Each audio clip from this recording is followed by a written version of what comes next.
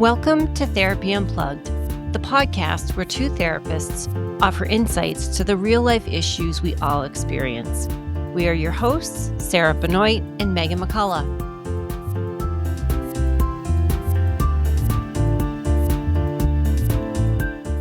Hello, listeners, and welcome back to Therapy Unplugged. It is Meaghan here, and I have Sarah with me. How are you, Sarah? I'm well. How are you? I almost said good morning, and it came out with It's very dark and gloomy and rainy this morning. And I just want to share because it is one of those gloomy days. I learned the hard way, and I don't know what I was thinking, but do not wear UFOs with socks in the pouring rain to go to the gym because then you have soaking wet feet regardless. And don't ask me why I did not think of that.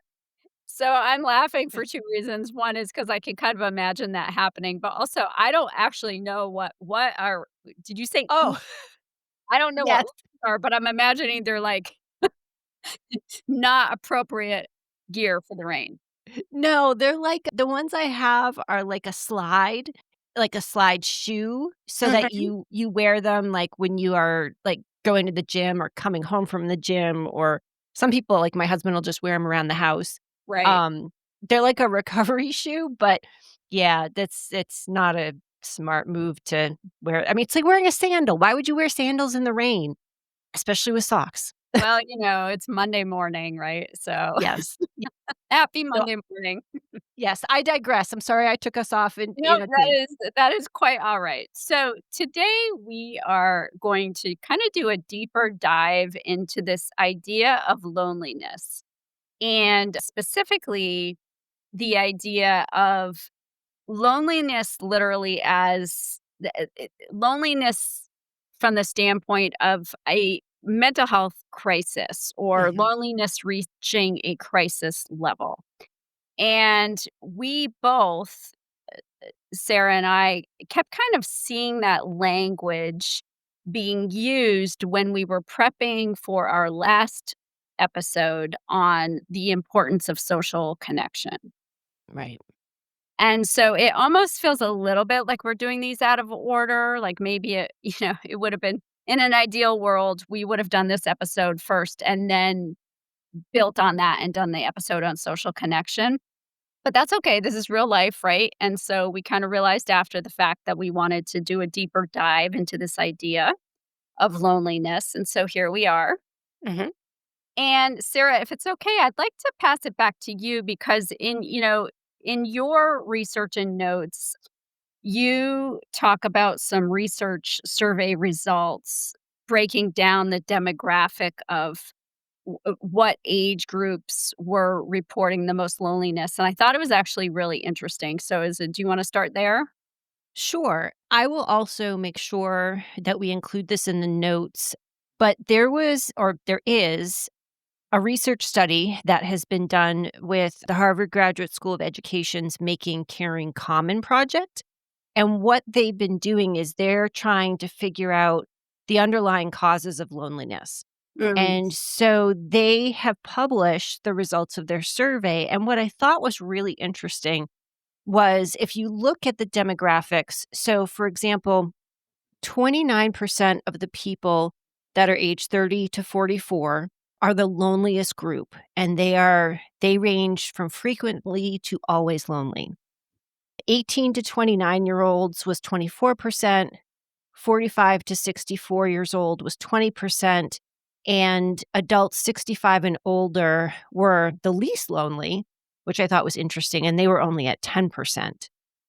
So that was really interesting in that 30 to 44-year-old group is the most lonely. Right, yes. I found this interesting as well for a couple of reasons. One is that it almost, for me anyway, seems counterintuitive that I mean, but I'm happy to hear if adults age 65 and older are reporting the lowest rate of Mhm. loneliness, but I almost would have thought it was the opposite. I think that if I I don't know, if somebody had asked me, I might have thought at one time that the 65 and older group was the loneliest. I but I have to say that ever since being in this profession and being in private practice and working intimately with people over and over and over again, and having a lot of clients in this bracket of this kind of 30 to 44 years of age, Mhm. I realize now how many people, especially in their 30s, how many different clients have brought this idea up to me. They're not all using the same language, right? It's not Right. all saying, "I'm lonely," but I've heard time and time again, and I know we've talked about this before in previous episode, but how hard it is, how difficult it is for a lot of people to either make friends or maintain the friendship Mhm. they have. Right. Right. And so this doesn't surprise me as much anymore, but it is still very, very interesting to me. Mhm. Yeah. One of the reasons, and I know we're gonna get into kind of what is behind loneliness, but when I saw that statistic, one of the things that I thought about, and this is just anecdotal, and this is what I've seen in my private practice, but that age group is also a very, what I'm gonna call, transitory age group, in the sense of, I think you've got people, and I can think back to when I was in my 30s and early 40s. I had friends that, like, some were starting to have their families, some were, maybe had an opportunity because they were established or starting to become established in their careers more solidly, and they might have opportunities to move. But the other thing that I'm seeing is that there's almost like an existential crisis that happens in this age group. And people, I get this a lot where people are like, I don't I don't know how to connect with my friends in this group anymore. Like, I'm not having kids and they are. So they're all going to soccer practice and I'm not. Or realizing, becoming more in tune with themselves and the types of people that they may want around them, Mhm.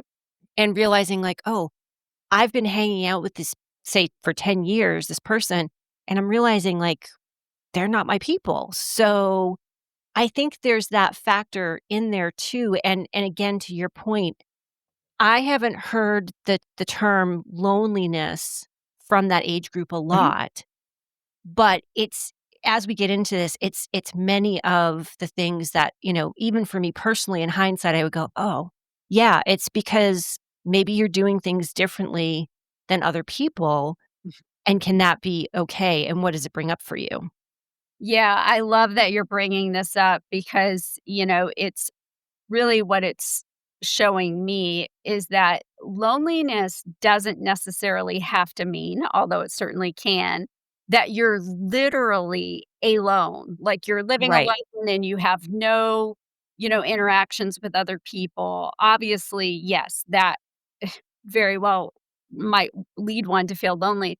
But what you're talking about here is you can have people around you, Mhm. um, but if you're feeling disconnected from them, if you're feeling that you can't be yourself, like your authentic self around your parents or your children, your spouse, your friends, that absolutely could also lead one to feel this sense of alienation and isolation, even if you are in fact surrounded by people that know Right. you.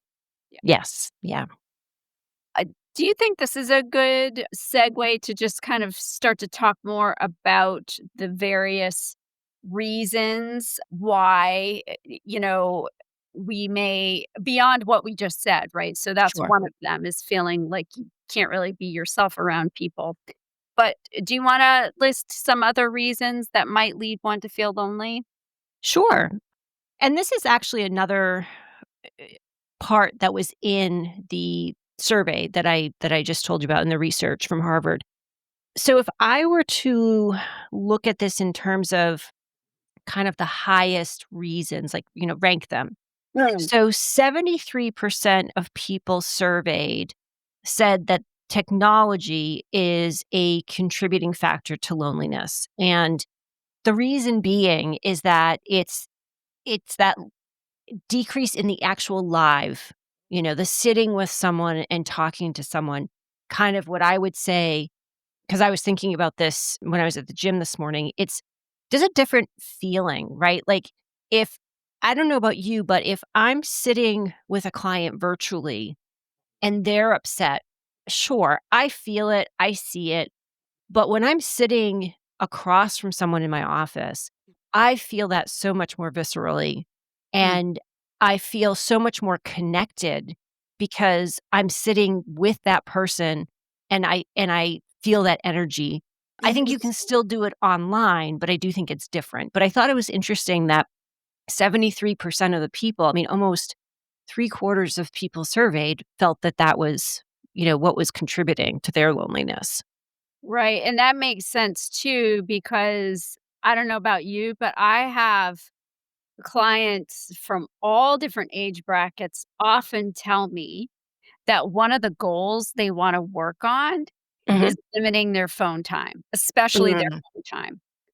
And many clients bring up this awareness that scrolling on the phone is probably the biggest time suck and often leads then to feelings of anxiety, depression, right? So that makes a lot of sense to me that 73% of people see the connection. Right, right. Yeah. I think the next, and I don't know if you want me to list out more or if you wanna just continue on that topic. Well, I will say just a couple other things if you're okay Yeah, with, absolutely. before we move on from technology, because I really have been thinking about this a lot. There are a couple of other things that kind of stand out to me Mhm, that aren't maybe directly always connected to loneliness, but I think there's a thread here where one thing could eventually lead to another. Eh, So, another thing I hear, and I can say I definitely hear this from my son who's 22, but I've certainly heard it from a lot of people, say, in their 20s or younger, maybe even some in their 30s. But there's this idea that I never remember, like, hearing this, say, when we were growing up, right? But people will say they have phone anxiety.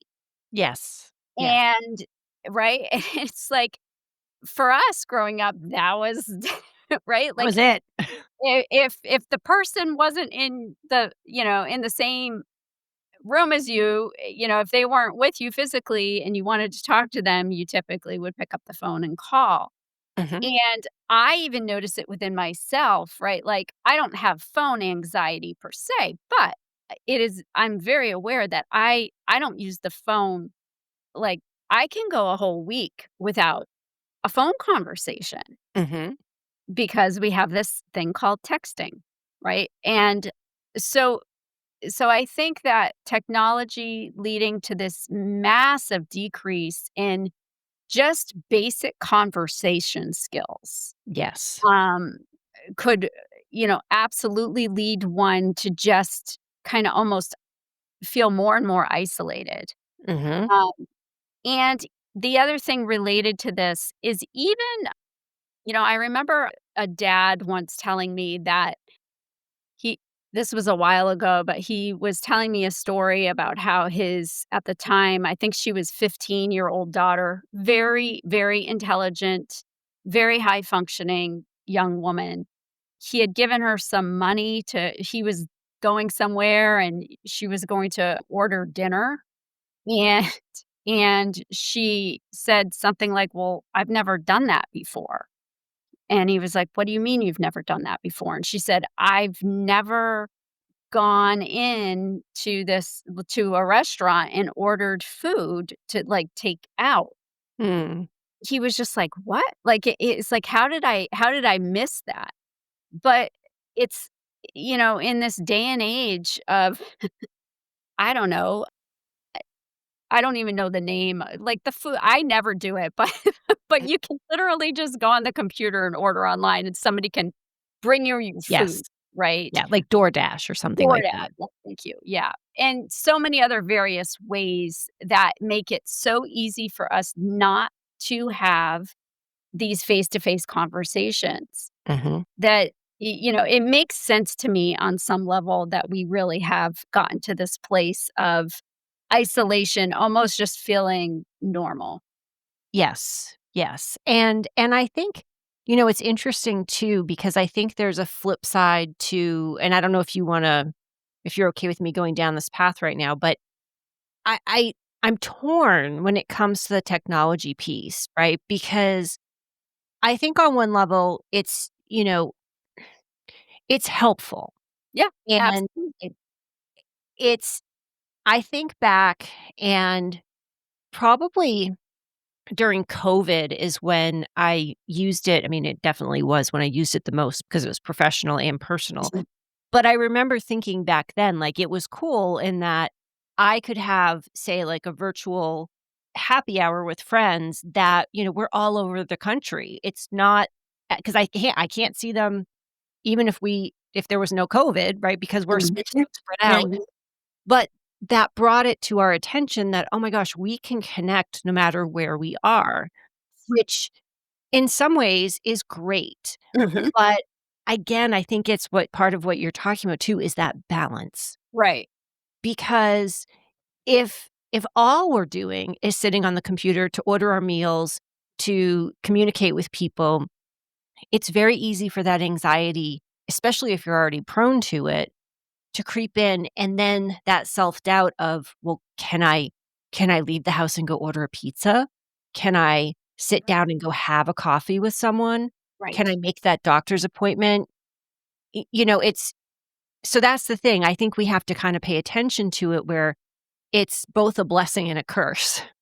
Yes. Yeah, 100%, and I agree wholeheartedly that there are pros, and Mhm. that can make it so confusing because 'cause you're absolutely right. You can connect with I remember when I finally got on board with Facebook, this was a long time ago, I don't really use it now, but back then, I remember I was thrilled because I had made connections with a couple of people I think that I had met back, like, in my 20s that I probably otherwise we never would have had a couple of great conversations. Mhm. Um, and I also another pro that is probably worth mentioning is that in really remote areas, technology has been amazing, I think, for people who, let's say well, even well, we can use therapy as an example. Mhm. Say what you will about online therapy platforms, but for people that don't have transportation Yes. or just access to, maybe they're out in the middle of nowhere, right? And they'd have to drive an hour, Mhm. um, to seek therapy. It can be incredibly helpful and useful. But Right. like you said, where is that balance? And I think that a lot of us would probably admit we've tipped the balance into something that is probably not so healthy. Right. Right. So I don't think I have anything else that I mean, we could talk probably about that all day. But do you wanna go to maybe another factor that is contributing? Sure. So these I would say this is a big chunk. I'm gonna kinda list them off, and then we can talk about them if that's alright with you. 66% chose is insufficient time with family as a reason for loneliness. 62% not surveyed, sorry. People were either overworked, too busy, or too tired. And 60% said mental health challenges had harmed their relationship with other people. And then we start getting into smaller percentages, but the last one that I'll mention in this kind of cluster is 58% said that we live today in a society that is too individualistic. Mm. So Is there one in particular that you want to kind of Um, go over? I mean, I might just take them in order, like that the first one being the insufficient time with family. Because for me, I think the other things tie into that. Mm, So, got it. Yeah. I think there's a lot of reasons why people aren't spending time with their families. And I mean, I know this happens to us more so for my husband than for me, but his work schedule. Mhm. And so when it is kind of the high season of golf season here in the Northeast, he doesn't have a lot of time. I mean, he's got his work responsibilities, and so, you know, it's hard for him to commit to things, and he may have to change plans at the last minute because of weather conditions or staffing or, whatever it is. So for me, I mean, I have a lot more flexibility Mhm. with my work, which Mhm. allows me to spend time with my family. Yeah. Um, and I think the other thing where I see the mental health challenges kind of creeping in, it's similar to what we were just talking about in terms of technology. I think when people are becoming more isolated, it's harder for them to get out. So even if, you know, someone is getting invitations, Mhm. they might have insecurities and feel like, well, I haven't seen these people in a long time and what's going to happen. And even with family, because I know some families, like, they get together. Like, I have a client who just had a big family reunion, and I don't think they had all seen each other for 10 years. Mm. And so that was pretty anxiety provoking in that, wow, I haven't seen them. Are we going to, what are we going to have in common? Which again, I think ties to that individualistic Ye theme as well. Yep, absolutely, and, I'm thinking right now about, again, I don't know about you, but how many clients through the years have said to me that they're pretty sure they have some form of social anxiety. Hmm. And, so I think, again, it's we're language, right? Labels. You don't have to call it social anxiety, but it's just, this idea that, y the struggle is real. This struggle to connect, and like you said, Yes. whether it's with your family because you're just, for example, having to work these long hours or work schedules that don't necessarily mesh with other members. It's or whether it's, a anxiety that might develop maybe even when you're younger, Mhm. during your school years, right? And then you start to kind of develop this mindset that, "Oh, I'm not good at meeting people, or I'm not good at keeping friends." It's I'll just say one other thing about that. It's just also making me realize that there is a self-care assessment that I sometimes like to use with clients, and it breaks down all these areas of self-care pretty well, and a lot of times, so one of the sections is about, your I can't remember exactly the way the assessment words it, but basically it's like focusing on social self-care related to your social development and your interactions with others and quality time with others. And oftentimes that section is one that clients will identify as something that they really want to work on. Mm. Yeah. Is there anything else we're forgetting in terms of just the kind of big and obvious things that might contribute? I've got a couple more on the list. I mean, I think the obvious, if we go back 5 years, was the COVID pandemic for sure, Mhm. because we were forced into that isolation, really. One, and I thought this one was interesting, and I think you came across this too, about people moving more than they Oh, used to. yes. That one kind of surprised me, and I really don't know why. I I don't know, but that one just kinda jumped out at me. And I think probably, and I've heard this one a lot. I mean, I've had, even as of recently, I've had these conversations with friends where the changing nature of our work. meaning we aren't going into the office as much. People are working more remotely. Mhm. And even just it can be I'm trying to think, I just lost my train of thought here. Even just adjusting to not like, if you think of going into the office, I don't really know anyone at this point who has a quote unquote 9 to 5 job anymore, but a lot of us grew up with a 9 to 5 quote unquote schedule. Absolutely, right. And to adjust to this, "Oh, wait a second, I can go run an errand in between, or I can go to the gym, or I can go tend to this or that." It's just very different. So and I think that, maybe not so much like the younger generations are struggling with that, but I do think people in certainly our age group, and maybe even like the 40 age, like the decade of the 40s, I think they're experiencing that too. Yep, and another one I would probably put under that category is, y you know, really anytime we go through a major life transition, Mm, there might be this feeling of just isolation, like, "I'm going through this alone." From a personal standpoint, I can say for me, when I became a mother, I definitely felt just all of a sudden, I think because my whole world was turned upside down, mhm, that the feeling of isolation was real, even though I did absolutely have support and loved ones around me. mhm. But there was something there I think there's something about going through such a big transition that can just kind of make you feel like, yeah, I am feeling really isolated here. Yeah, for sure.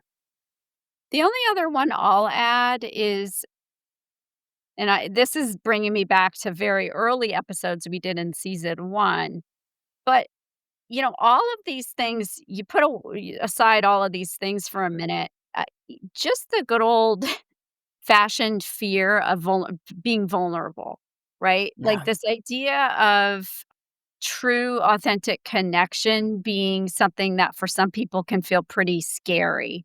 Mhm. Um, I think that's important to point out too. I really agree with that. One of the things that and I think you mentioned it earlier, well, we both did, was that idea of people feeling disconnected from others because they couldn't be themselves, and if we're talking Mhm. about that idea of authenticity, but if we're talking about isolation, Yeah. again, it's very easy to get in your head and to have all those things of self-doubt come up. You question, did I say that right? Do I look right? Do I have not that there's a right opinion, but again, if Mhm. you think of that individualistic society, that can very well play in where I think it's really challenging. Yes. Yes, it is. And so, for any listener out there that thought they were they were alone and they're feeling alone, just please know that that is not the case at all, and it Mhm. can be incredibly challenging to connect. Right. Do you think that so that all said, is this a good place to segue maybe into to strategies, Mhm. um, to finding some solutions to start to feel more connected and less lonely? Yeah, I think it's interesting because this part was a little bit harder for me because of the last episode. Yeah. I thought to myself, I'm like, "What am I gonna say that's different?" Yeah, yeah. So I really tried to take a different approach, and I thought back to I mean, I remember and I can't tell you I mean, I couldn't tell you anyways, but I think the first time the word loneliness really struck me was in session with a client, and they self-identified as being lonely, Mhm. and I thought to myself, I'm like and I think it was just like, the raw emotion of my own came into my own head, not, my I didn't say this, obviously, because thank God the clinical brain took over. But I think I was feeling for them, right? Because I'm thinking, "Oh my gosh, you're feeling lonely, like, you have so much to offer.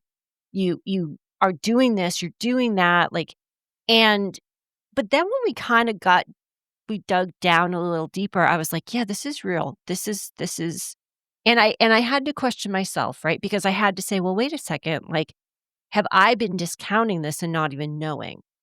And so one of the things that I think has become important to me is the fact that we talk about it. I mean, much like we're doing today, right? It's to use your phrase to like shine the light on the term, on the fact that it's real, and to even be able to say to someone, yeah, if you have, don't lie. I mean, I felt this way before, or I know what you're talking about.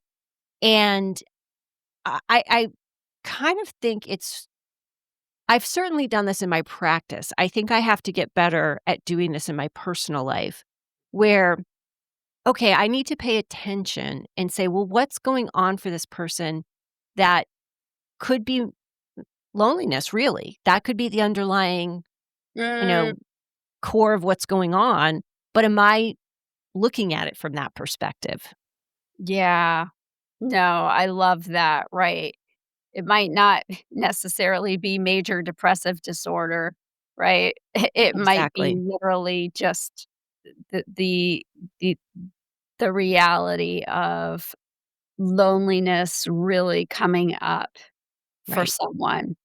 So I agree. I think calling it out for what it is, because once you do that, when you shine the light on it, and I know I do use that phrase a lot, but I really like it. Hmm. I think I first heard that phrase in graduate school. I remember a professor Ah, that was kind of teaching these basic counseling skills used to use it, and I've never forgotten it because it's and I usually when I talk to clients about it, I say, "Let's gently shine the light on it." mm, So let's gently shine the light on this idea of loneliness, and just by naming something and shining the light on it, it can start to feel a little less, you know, scary, or it can start to feel a little less heavy. exactly. And especially when you realize you're really literally not in it alone, because we're here to tell you we've worked with people for a long time. It is a very, very common theme. Yes, it is. And unfortunately more common now than ever. Right. Right. Yeah.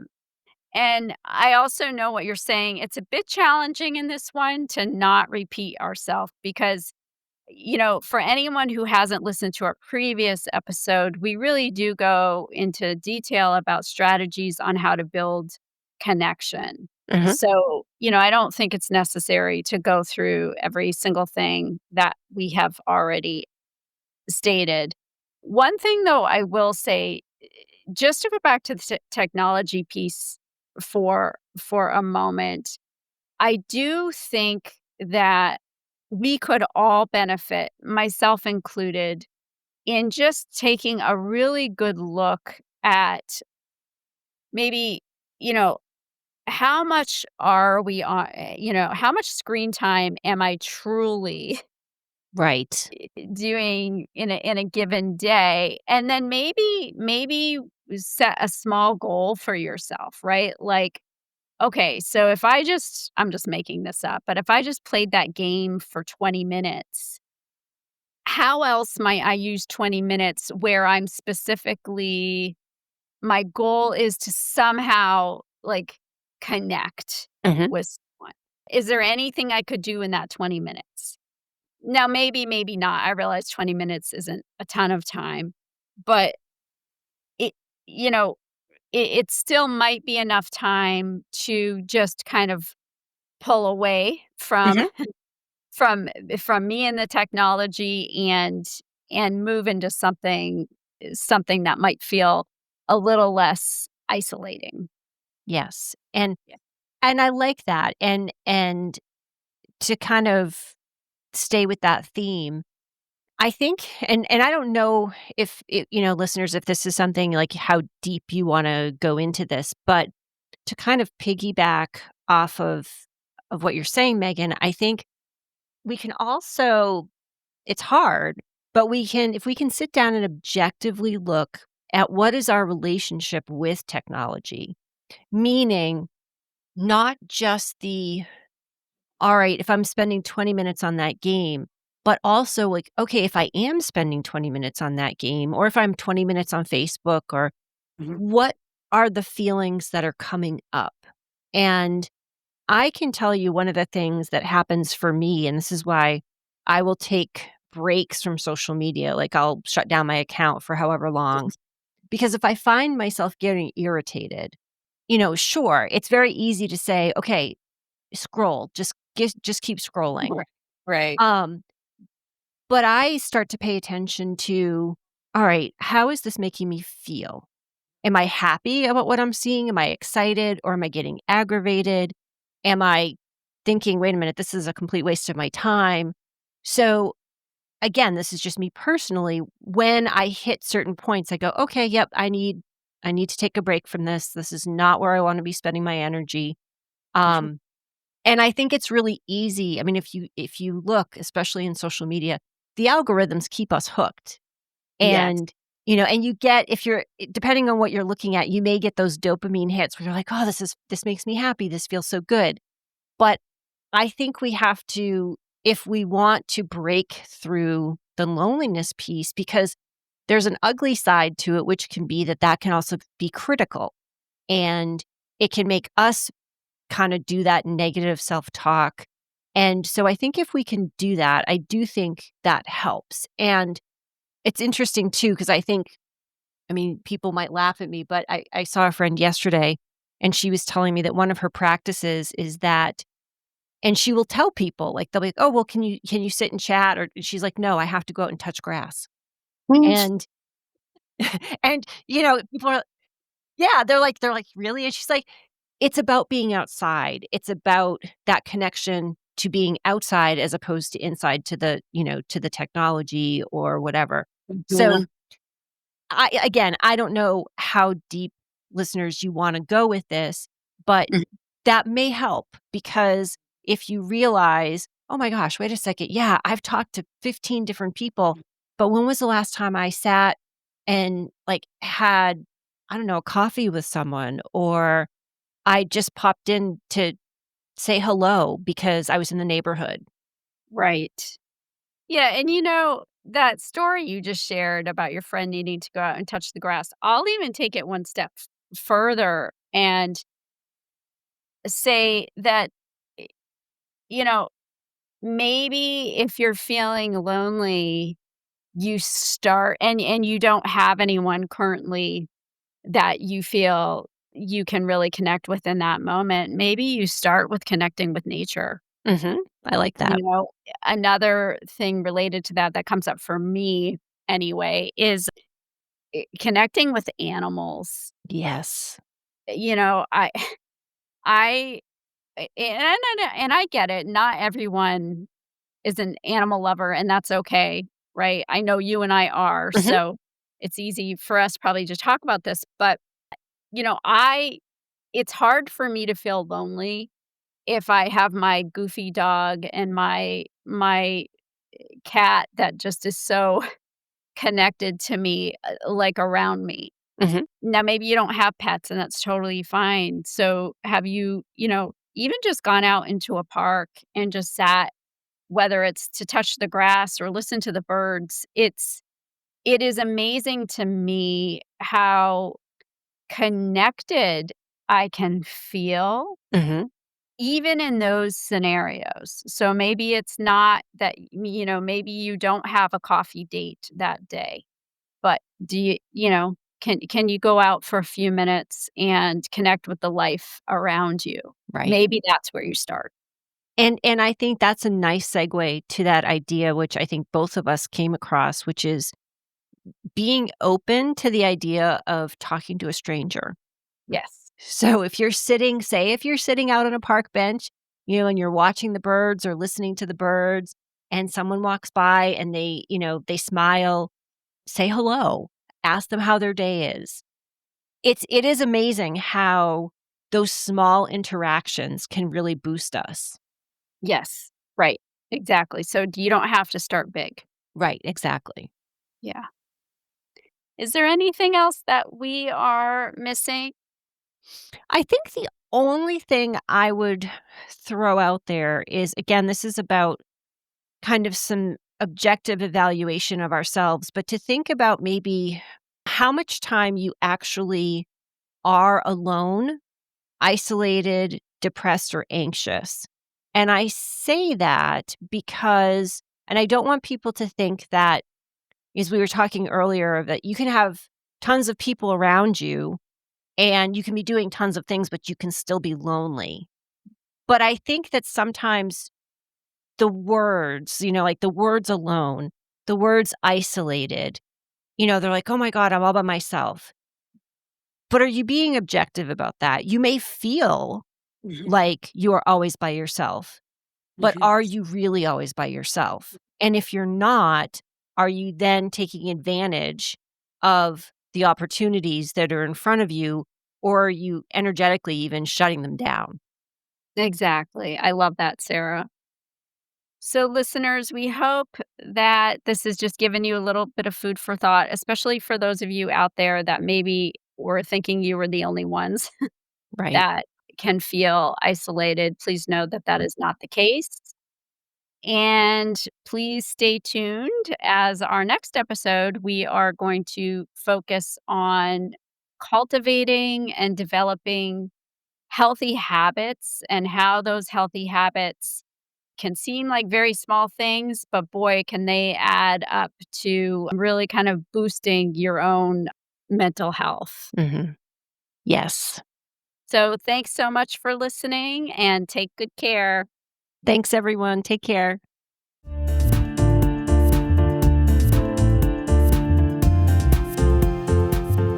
If you want to share your thoughts or ideas with us, you can email us at therapyunpluggedpodcast@proton.me.